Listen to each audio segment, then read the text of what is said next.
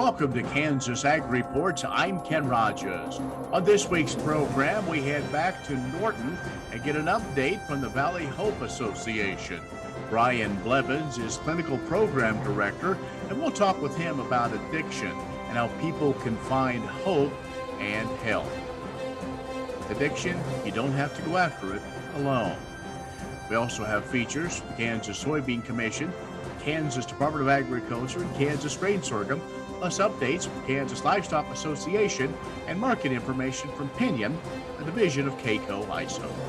Kansas Ag Report brought to you in part by the Kansas Soybean Commission, the Soybean Checkoff, progress powered by Kansas farmers.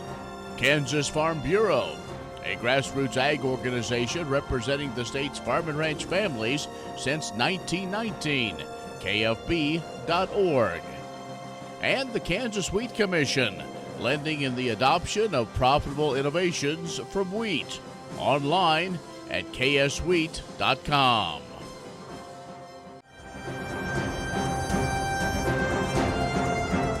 In agricultural news from agview.net, USDA accepted 2.8 million acres in offers for enrollment into the Conservation Reserve Program in 2021. This year, almost 1.9 million acres in offers have been accepted through the general CRP sign-up. The Farm Service Agency accepted over 897,000 acres for enrollment through continuous sign-up. The continuous sign-up remains open, and CRP grassland sign-up, though, closed a few days ago. USDA expects to enroll, though, more acres into all of CRP than the 3 million acres that are expiring. Now, despite Congress raising the enrollment target in the 2018 Farm Bill, there's been decreases in enrollment over the last couple of years. USDA made changes this spring to reverse that trend. FSA Administrator Zach Ducheneau said even with the improved direction, USDA will still be about 4 million acres below the enrollment target.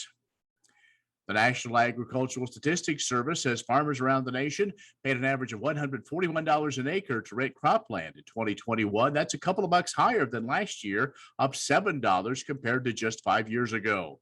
Now, to get the numbers, NASS surveys about 250,000 farmers with $1,000 or more in agriculture sales. In this crop season, the highest average cash rents for cropland in California, Hawaii, and Arizona. Now, those three states saw larger rents and year-over-year changes than many of the Corn Belt states, but they also produce a lot more specialty crops whose higher values command larger cash rents. Now, Iowa did have the highest average cash rent for cropland, $233 an acre. Illinois, number 2. Indiana edged out Nebraska for number 3. So Nebraska is 4th, then followed by Minnesota, which saw the highest gain in cash rents of $13 an acre. Ohio, Kentucky, Michigan, Wisconsin, and Missouri round out that top 10 list of the highest cash rental rates. Find more ag news at agview.net. Stay with us. The Kansas Ag Report brought to you in part by Kansas Grain Sorghum, growers working together. Learn more at ksgrainsorghum.org. Grass and Grain, online or in the mail, keeping Kansas farmers informed for over 60 years. grassandgrain.com. And agview.net, serving the Beef Belt and Western Corn Belt with reliable and relevant agriculture information. agview.net. Kansans are saving money and getting quality coverage with Kansas Farm Bureau health plans. We are happy with our Kansas Farm Bureau health plan. It's not only saving us money, but we're a few months into it now, so our local clinics and hospitals now do have all of that information in, and it's working well. We're pleased with it. I think people look at that $50 fee for a membership and think, oh, I don't have to do this with other companies. I'll spend that $50 to save $14,000 a year.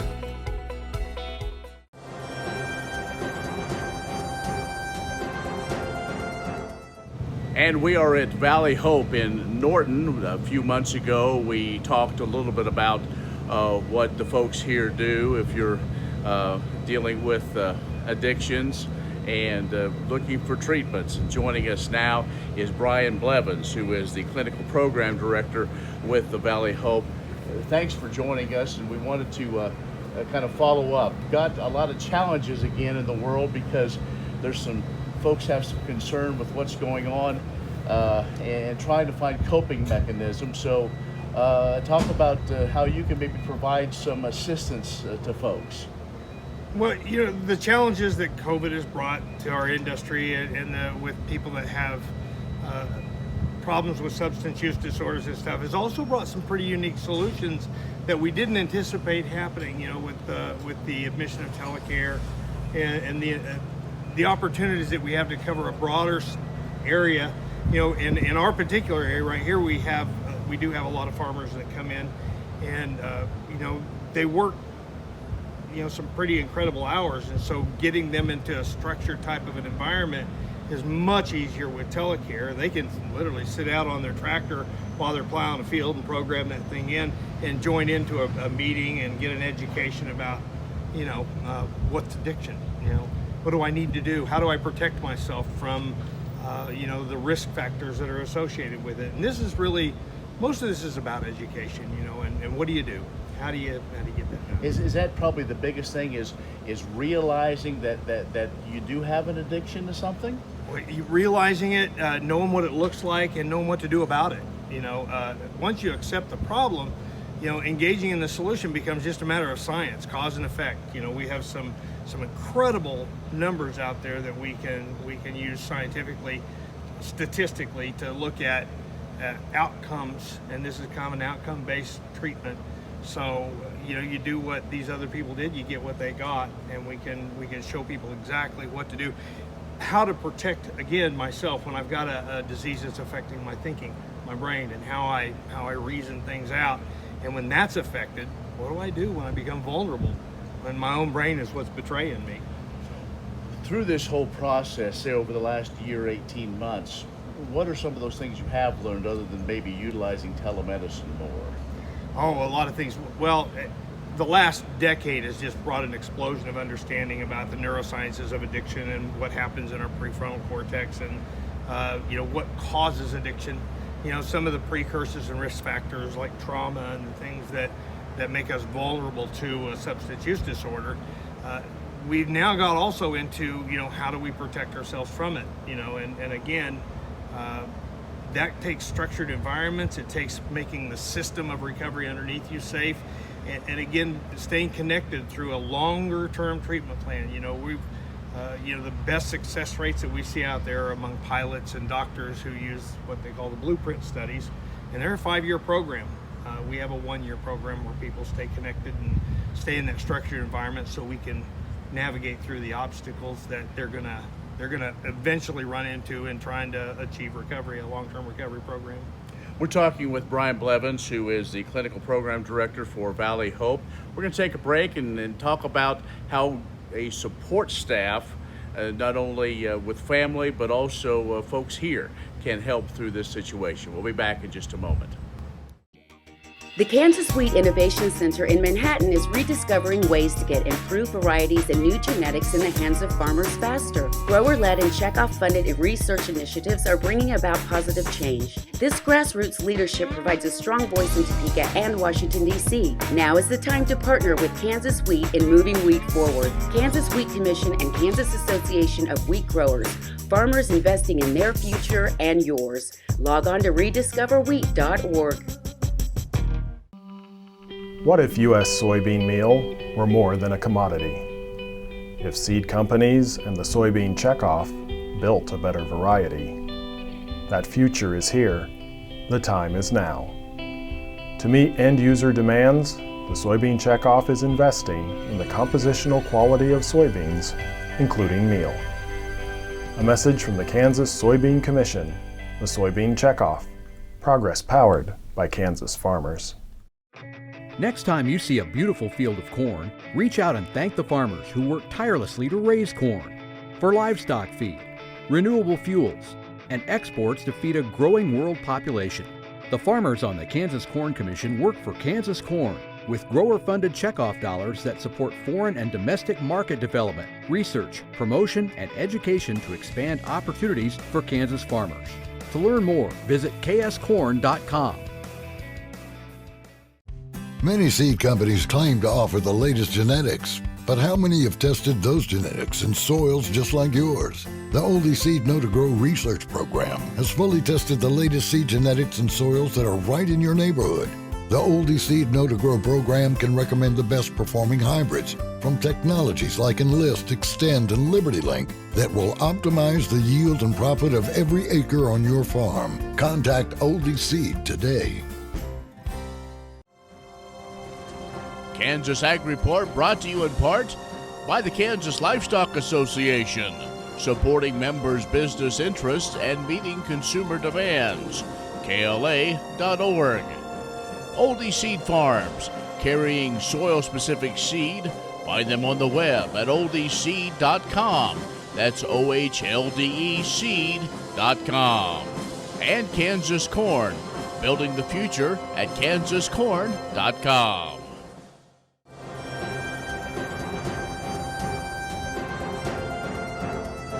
And we're in Norton, Kansas at Valley Hope. Valley Hope has locations not only around Kansas but also around the country. And if you're dealing with a situation of addiction or need some treatment, these are folks that really care. And so that's one of the things we're talking about with Brian Blevins, who's the clinical program director here at Valley Hope. And Brian, when we went to break, in this whole situation is one to maybe come to that realization that you do need some help, do have an addiction, but it takes a team, not only the team here, but a family or that support team to be successful. It absolutely does. It's an amazing disease in that, it affects the thing that we need the most in order to fix it, and that's the brain, our mind, and that's, I often tell people I've never had a greater betrayal than having my own brain betray me, and take my logic away. So we have to kind of put our lives in the hands of others for a while. It takes a lot of faith and a lot of trust, and so that's where family comes in. We love to do family work, because helping them understand what their loved one has gone through, and helping them understand for years they've lived with a complete utter lack of power to do anything about this, and so giving them some education on how they can exert some power into this, how they can exert some influence with their loved one, and how they can help. Just giving them a good education about it, it really offers a measure of comfort. Is that really the key? And I know we've talked about it, but really education in probably in any number of forms, not only just reading, but also I know learning through groups and just shared experiences. Yeah, education is knowing what to do, knowing how, what actions you have to take in order to heal from this. And a lot of times, Ken, the thing that takes is just time. Time is what heals our brain, and it's a very forgiving organ, but it takes time to heal. And if you give it time, you find a way to protect yourself throughout that time. And that team of people you're talking about, that support system, part of the brain that goes bad is a part called the anterior cingulate cortex, which is how we see ourselves in the eyes of others. And so we literally need a group of people that become our surrogate anterior cingulate cortex to help us see ourselves and gauge our behaviors and change over the period of time that it takes to heal. So, and again, the process at Valley Hope is about a year, and then is there kind of some follow-up, or is what your client, the folks maybe want to use, or if they need to maybe go kind of step through the process? Okay. Well, the first thing, of course, is getting the alcohol or drugs, whatever it is, out of the system. We have a detox process that we want to safely do that. Some of the substances that we detox from could be very dangerous, and so you want to make sure you do that in a medical environment where you've got some good care. And then after you get through that stabilization period, you're going to find just an education about what are my barriers, what are the things that are going to get between me and building a recovery community outside of a treatment environment. Recovery happens outside of that. You have to build it in your community where you live. You have to build it within your home, and staying connected, learning how to get rid of those barriers, the trauma barriers. Sometimes we need therapy. We go over all of that in a residential care facility, and then we step into an IOP program where we want to get as long of a session there as possible where we learn while we're at home how to build that. We begin the process of building that recovery community in our community, and we keep you stable in a structured environment while you're doing that. After that, we step down one layer down in treatment into what they call continuing care, and in continuing care we meet with you once a week. You stay connected with a professional, go over your medications and make sure that those are working well with you. We use medically assisted treatment throughout that process if it's necessary. And at that time, you're increasing your community involvement in that recovery process. And for those that need a more structured environment, we have what they call an extended living, where you stay on campus and you can move into a place here and you stay in these processes while you're in a safe, protected environment. So whatever level of care you need, we try and meet the patient where that's at. All right. Well, we sure appreciate give us the insight on what you do here. So thanks a lot. Thank you, Ken. Appreciate it. Brian Blevins, who is the clinical program director with Valley Hope. If you would like more information or just to learn more, valleyhope.org. Stay with us. We'll have more coming up.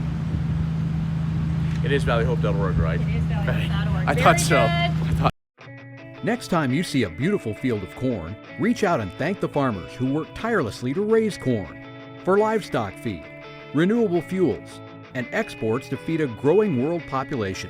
The farmers on the Kansas Corn Commission work for Kansas Corn with grower-funded checkoff dollars that support foreign and domestic market development, research, promotion, and education to expand opportunities for Kansas farmers. To learn more, visit kscorn.com.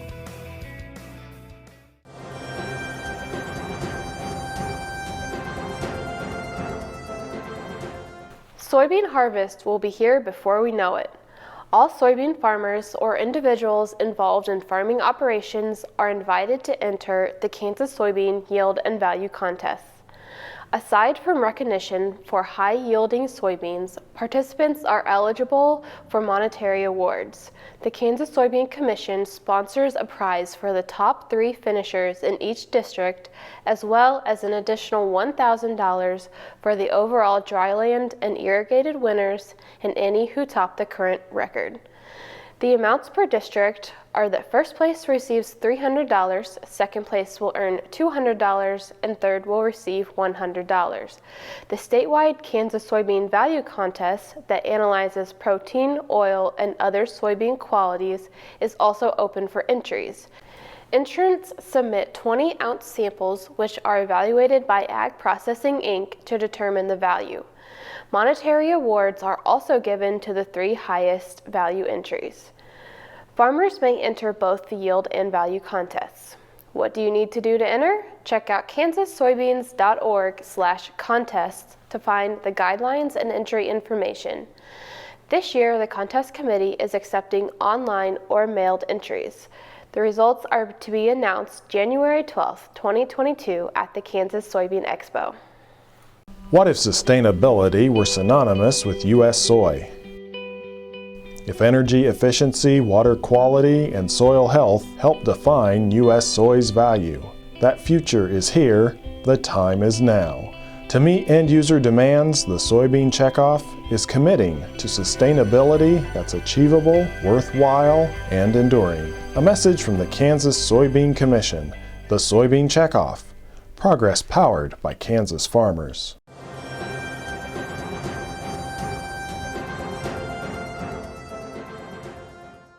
The Kansas State Fair begins September 10th, and it's one of the best parts of the year for the Kansas Department of Agriculture, as many of our staff will assist in a variety of areas ranging from animal health and food safety to agriculture education and advocacy. Our trademark program, From the Land of Kansas, will have a booth in the Pride of Kansas building all week, which will feature member companies offering tasting opportunities and selling their products.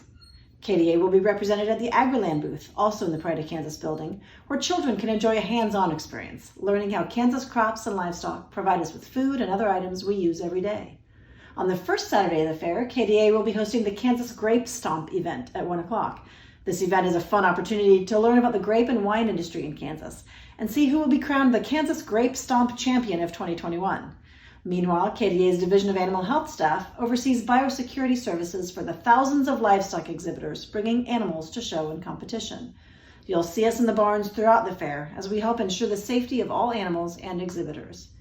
And our food safety and lodging program personnel will be present to inspect the food vendors and to provide education and assistance, ensuring that food preparation areas are clean, food is prepared and stored safely, and that workers are following proper food handling guidelines. The Kansas Department of Agriculture encourages all Kansans to head to the fair to enjoy all of the exhibits, entertainment, competitions, and educational displays. The Kansas State Fair is a wonderful showcase of Kansas agriculture, industry, and culture, as well as an educational and entertaining experience that is the pride of all Kansans. To find out more, go to kansasstatefair.com. Grain sorghum is one of the most important cereal crops worldwide, and Kansas leads the nation in its production. Over the years, sorghum has been either exported, used in animal feed domestically, or for other industrial uses. Recently, its use in the ethanol market has seen tremendous growth, with 30% of domestic sorghum typically going to ethanol production. Kansas Grain Sorghum is committed to sorghum research, market development, and education. Learn more at ksgrainsorghum.org. Wrapping up her fellowship this year in Manhattan with Kansas Grain Sorghum, as well as the national sorghum producers, Sanders Barbie of Lawrence discussed her work on behalf of sorghum farmers just as students return to campus this fall. I'm Sanders Barbie. I'm the current Conservation and Sustainability Fellow for Kansas Grain Sorghum. I'm a junior here at Kansas State University. My favorite part about the fellowship was being able to have the policy focus in the first half and the research focus in the second. It allowed me to have a lot of cool and unique experiences I think I'll be able to bring to my future endeavors. The work that we're doing is specifically trying to capture value in low carbon fuel markets. During the summer I worked mainly with the national sorghum producers, working with the CANSCAT database, and that's where we took different farming methods and we put it into our database, which helped us to understand the importance of sorghum and sustainability in the future of the crop.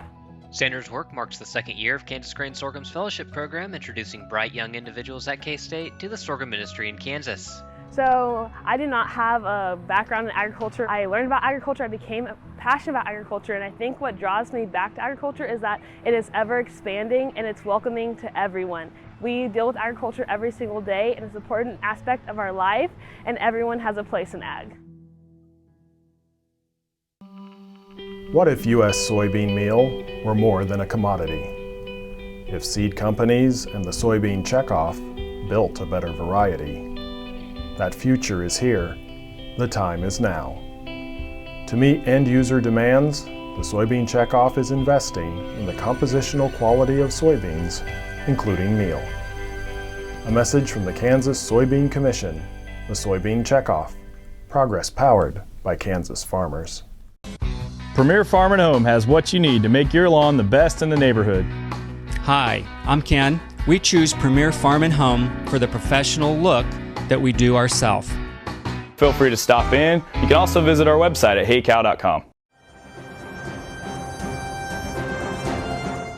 Steers owned by Jim and Donna Bates from Galesburg and heifers owned by Loomis Ranch of Council Grove were the winners of grand awards at the Flint Hills Beef Fest in Emporia. The awards are based on the best combined finish in the Grass Futurity and Livestocker Show. An entry from Ryan and Nicole Luya of Leroy won the steer division of the Livestocker Show. Second place was a pen of steers owned by Brody and Levi Lutz from Madison. The grand award-winning pen of 3 heifers from Loomis Ranch placed first in the Livestocker Show. Spring Creek Ranch of Cassidy owned the second place pen of heifers. Entries in the Beef Fest Grass Futurity were on pasture from April 26th through August 19th.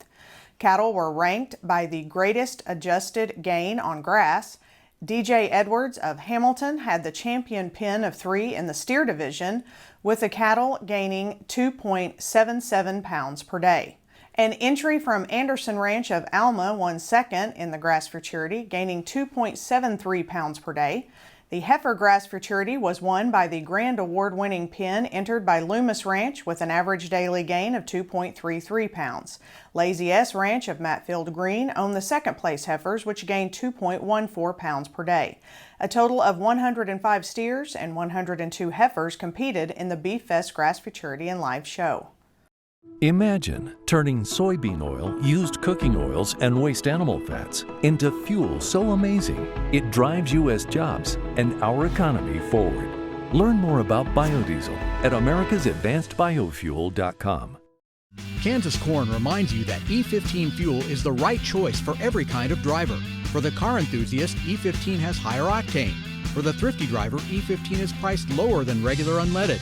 For the nature lover, E15 provides cleaner air. For the shopper who buys local, E15 has more ethanol from our Kansas corn farms. Choose E15 for a higher octane, lower price, cleaner American fuel. Message from the Kansas Corn Commission. Learn more at kscorn.com. Kansas Corn reminds you that E15 fuel is the right choice for every kind of driver. For the car enthusiast, E15 has higher octane. For the thrifty driver, E15 is priced lower than regular unleaded. For the nature lover, E15 provides cleaner air. For the shopper who buys local, E15 has more ethanol from our Kansas corn farms. Choose E15 for a higher octane, lower price, cleaner American fuel. Message from the Kansas Corn Commission. Learn more at kscorn.com. Good day. This is Derek Hermish with Pinion, a division of KCOE Isom, taking a look at this week's markets. Hurricane Ida breezed through this last week and left some damage in its wake at the Gulf. Power outages and general problems that will need cleanup at several grain loadout facilities can be expected to cause some short-term shutdowns. There was, however, pretty severe damage sustained at a Cargill facility, and estimates are that it will take at least a month to bring it back online.